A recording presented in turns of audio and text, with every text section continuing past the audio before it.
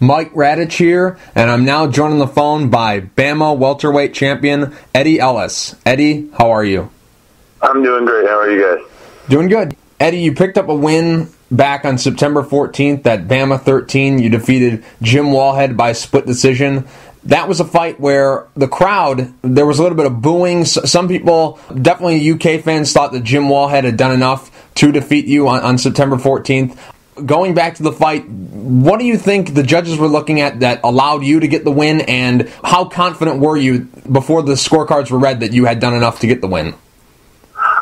Well, a few variables went into that fight. I feel like, aside from the fact that I took big damage in the first, and I kind of had to just change the game plan and go at it. Right. I feel the judges were just looking at basic MMA criteria rather than just punch counts or power landed. He definitely won damage in the first, but I feel like everything else came of the takedown, the position, the control. I landed strikes as well, but the rest of the MMA criteria was covered by my hand. And not to say that that's everything about the sport, but at the same time, it is a sport, and you can break it down to what they need and what to do to win when it comes down to it. And I feel like I do that on almost all my occasions of fights. And then so I went back out in the second, kind of with the open game plan, thinking, well, I can't do the grind takedown no more because my face hurt too bad. But just punching, kicking, kneeing, and mixing it up continuously and pushing the pace, kind of controlling the ring. I feel that's what took me to the 2 rounds for wins. The third was a little closer because he had more of the cage control. Landed some pretty good shots, but at the same time I was pushing forward and I guess taunting, but just trying to keep myself active in the fight. Now, some of the damage that you suffered in that first round that you were talking about earlier, you lost the tooth and he kind of messed up your jaw a little bit. Right now, how are you feeling? Actually pretty good. I didn't lose a tooth. There was just a big gap between my teeth because my jaw broke in half and it was just kind of hanging there, I suppose. Oh, I see. And I mean, on a positive side, you got to look at it as, I mean, your face is pretty well intact. Usually after all your fights, you've got, 2 black eyes, usually all swollen up around the eye area. That's kind of, I was checking myself out that night in the hospital. I went to go itch my head and I cautiously touched and I thought, wait a minute, and I felt everywhere in my whole face. I didn't have a single mark on my face after the fight. And I was thinking, man, that one shot really did that much damage, but really I didn't get hardly touch the rest of the fight. Right. Now, you mentioned that your game plan kind of changed after you had suffered the damage in that first round. What exactly was the game plan going into the fight? And when you got hit, did that kind of wake you up and just force you into this kind of brawl? How much did the damage play a factor in changing your game plan? Well, really, my game was to go out there, exchange enough to get him to bite on the fact that we're going to be doing more of a stand-up battle, so I figured that's what he would like, leaving him more open for the takedown. So everything worked up to plan. However, I got hit in the progress of that same plan. So the takedown would have came a little later, but instead I picked it up right off the bat because after I took the shot, I was like, oh, man, I better figure out the situation but stick to the plan. So I took him down, got positioned like I knew I would, and then I had to assess what the hell I was supposed to do now because I really kind of, once I got there, I was just trying to figure out what happened. Yeah, it was pretty stuck for that situation. Jim Wallhead is a very talented fighter. He has a very deceptive nickname because his nickname is Judo, but he's got a very well-rounded game. He likes to strike a lot. Was there anything going into the fight that you thought about him that changed when you actually did fight him? Was there anything in the fight that surprised you? Well, not necessarily. I was confident that I knew his stand-up was going to be one of his first options. That's why I was trying, like I said, go to him and bait the stand-up game to get the takedown. But I did find that he was in and out of range pretty deceptively. I would feel like we were almost face to face a lot of times, and then he'd be just darted out again and in. His side to side movement laterally wasn't that great, but in and out was pretty. It's hard to follow. How did it feel fighting for the first time in a real fight? I mean, obviously the fights that you had on The Ultimate Fighter are real fights, but they're not in the same venue as the fight that you had on September 14th. They're not, real fights, I guess you could say, because they're exhibition bouts. They're in a different, I guess, round set, rule set, whatever you want to call it. How different was it going back to the traditional way of fighting, because you haven't had a quote, real fight since December of 2011. So how did it feel to be back in there having, quote, a real fight? But it was good. I've been doing it so long. I've been competing more than half my life in that same exact, that same ideal venue, basically. It's just normal to me. It feels like the right place. Being on the show where there was no people and it was really awkward just being in front of just a small group in a silent venue. That was harder to do there. Being back in the regular lights, the warm canvas, lots of people, much more comfortable. Right. And how is it for your corner? Was there any adjustment you had to make? Because obviously when you're on The Ultimate Fighter, you can hear everything perfectly. So was that an adjustment you had to make, or was it, you've been doing this forever, you just picked it up right where you left off? Yeah, pretty much. I really, I thirsted for my regular corner, my regular warm-up, my regular everything on that show. It's what hurt me the most. So getting back to it just made me, like I said, feel more at home. Mm-hmm. Now, how did it feel going into enemy territory? Obviously, Jim Wallhead is, a Brit. He's from England. You were fighting in England. How did it feel kind of being the villain in this fight? It was good, actually. I've had a few fights here in the last one, the one in 2011 or whatever.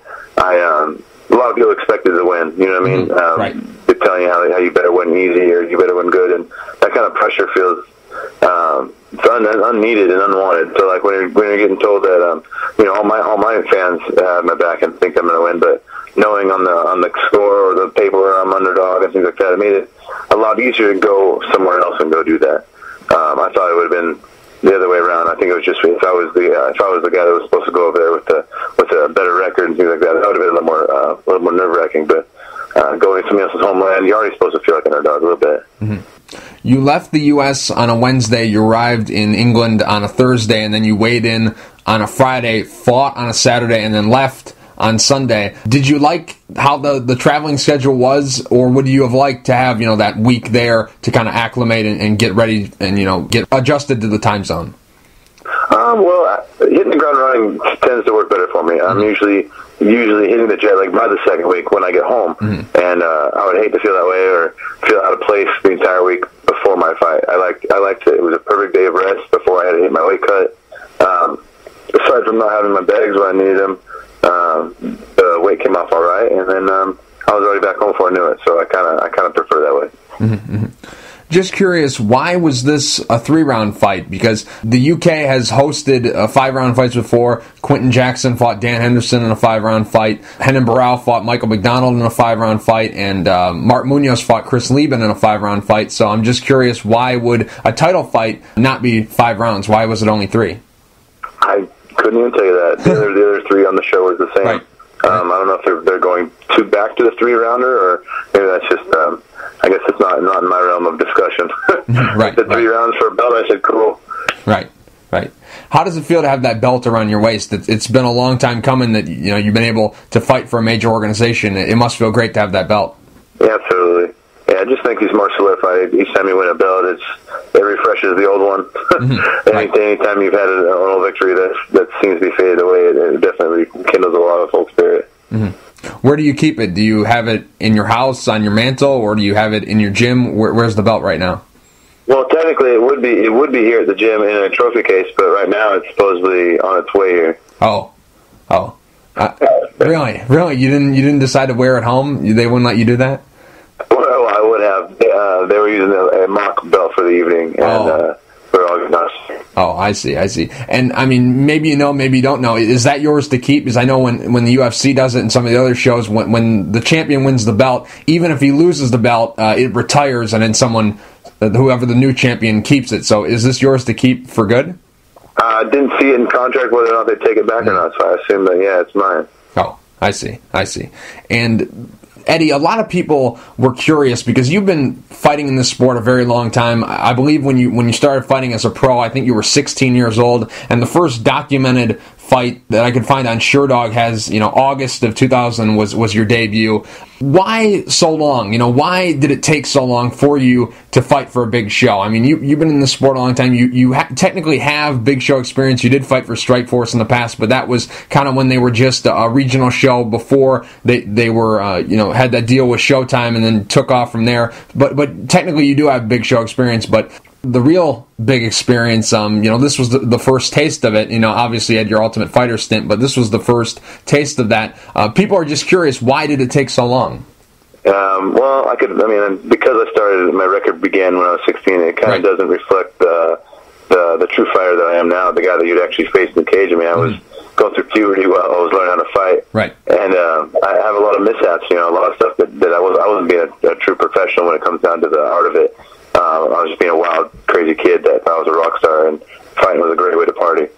And my record shows it. Once I grew up a bit and started actually training to fight, I think I'm somewhere like in my last 12 fights or 13 fights, I have one loss, and that was I could talk about that fight all day and say I was just killing the guy, but then this was a fluke. But either way, since I started training for real, I've had one mess up loss, and it wasn't even by it wasn't like by a deficit by any means. You know what I mean? But right.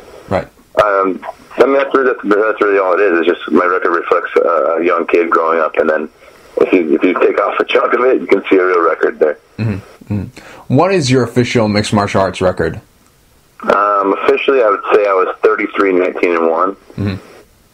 And you've had, a couple losing streaks. I'm sure that's kind of what you're alluding to. You were kind of just growing up in the sport and learning how to fight on the fly. But what's the worst losing streak that you had? There was a time, I think it was November of 2003 to June of 2004, you had lost to Spencer Fisher, Ryan Schultz, Shannon Rich. Those were some of the guys you lost during that time. And then before that, you had some losses to Ryan Healy and Jeremy Jackson and guys like that. That was around 2002. So what was the worst losing streak of the two?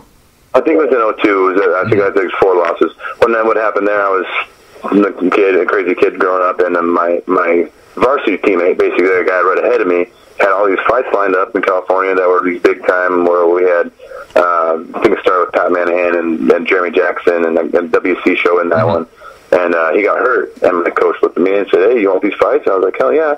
I want to go down there, and like I said, he was definitely a level above me, and I was just turning 18, so I wanted to do anything that had to do with fighting. So I packed up and went down there and had a tough, rough summer. And that was probably the worst of it. Just curious, how much did you make for that fight? Which? The Jeremy Jackson fight, the one that you took on short notice. Yeah, like probably $500. Oh. Right. That actually probably was one of the worst injuries of my career over this one as well. I took a real hard kick in the face early on in the fight, and I fought to the end of the round, but it ruptured something up in the lower lobe of my brain. I bled for 2.5 weeks before they find out. I had filled my guts up with blood, and my septum was pouring out, and I had to go get emergency surgery to get healed up in the head. Whoa, really? Yeah, it was intense. Yeah, scary stuff there. Eddie... go ahead. Obviously, this is a very big win for you, but would you go as far as to say that this is the biggest win of your career? The Jim Wallhead fight, that is? Yeah, I would say so. He's got one of the largest records, that can show that he's one of the better opponents I've had, so absolutely. Now, it's the biggest win, but performance-wise, where does it rank? Probably in my top 5. Oh, I see. Now, going forward, is Paul Daly next for you? There's been some rumors that in December at BAMMA 14, you could possibly be his opponent for that event. Is there anything there? Can you confirm anything for us? That honestly, the way I feel right now, it's a bit too early for the old chops to be taking anything from Daly. Right. Hopefully early on in the first of the year would probably be better off for me. The way things are and the way I feel like I should be healing up. Mm-hmm. So right now, basically, Daly will fight somebody, and then you'll probably get the winner of whoever he fights in his next fight? If that's how they're setting it up, yeah, that'd be the way I would go. Oh, I see. So you said that you're aiming towards a January, February, that time range. That would be good? Yeah, I was thinking more February, March. I was thinking of a 6-month, 3 for my face kind of heal up, and 3 more to get back to training. And I want to be comfortable taking shots, and not necessarily able to take shots, but not have that linger in the back of my mind. Mm-hmm. So what are you doing right now? Obviously, you have your own gym, and you're in there coaching the guys all the time. But what are you personally doing? Are you just focusing on the coaching, or are you doing some light training here and there? I slowly picked up the light training this last week, but mainly coaching and just healing up. Oh, I see. Just rested. I see. Well, Eddie, real quick before I let you go, do you have any sponsors you'd like to thank, and is there anything you'd like to say to the fans? I'll be back this next year, that's for sure, and look for more action like that, with more finishes, I could say, without barring the more breaks. So, yeah. Eddie, thank you for taking the time to talk. I really appreciate it. No problem. Thanks.